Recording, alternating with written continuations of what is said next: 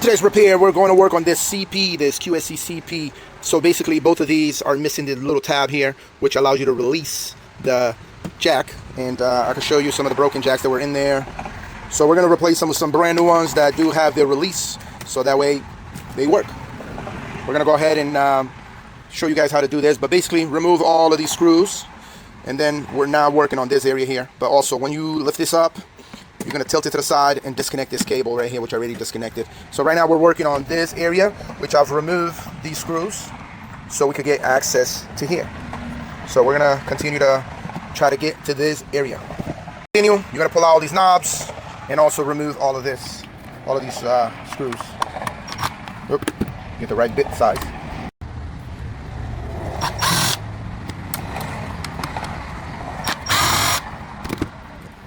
Next we have this.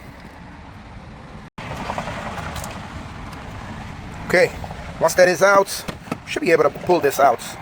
There you go, look how easy it came out, just like that. Very, very, very easy. And we're gonna put this to the side. And now we're gonna focus on this area, which still has a cover. So we have to remove all this cover. Get that off, we have all of these screws here to remove.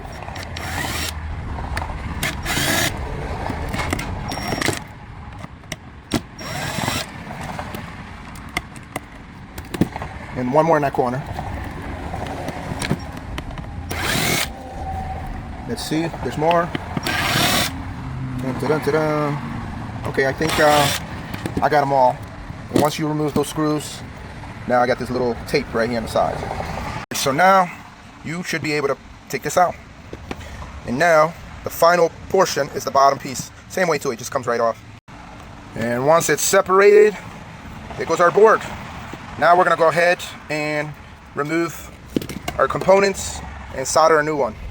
Okay, so this is the moment that we are going to replace this. I actually had the wrong one. What I have here are different, as you can see. Different model, different style. But I also have 3 in stock of these, so I'm going to be using 2. So it's good to have these things in stock. And I believe this is the part number right here. NCJ6FAV.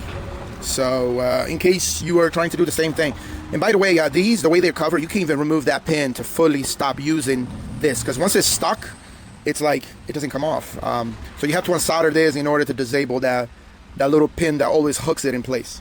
So let's go ahead and desolder all of these. I'm gonna put some flux, all of these pins, same here,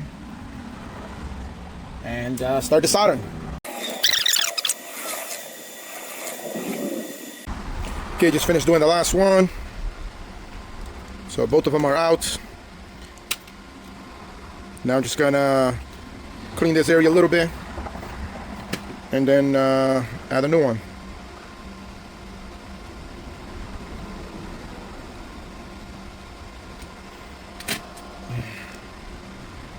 That's it. But let's do one at a time. We're gonna solder this in and then we'll do the next one.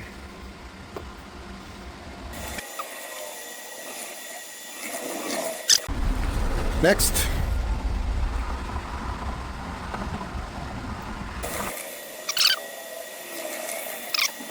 okay, now we solder the final one.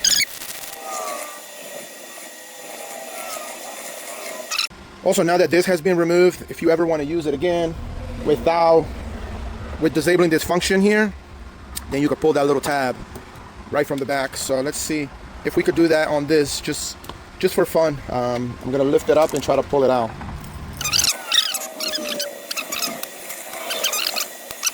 Okay, I got it out, look.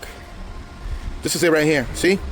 Not easy. I had to twist it, totally got it out. So now this could be used. But yeah, that was a big pain. Some people prefer without it, some people want to have the lock. The lock is great, the speakers moves a lot. You don't want it to just get disconnected by itself, right? So, but yeah, this, we're gonna throw that out. I'm also want to do the same thing on these other ones. I have a few of them here that have the same problem. We're gonna try to pull that little tab out. Anyway, let's continue this repair. And now we're gonna put it back together.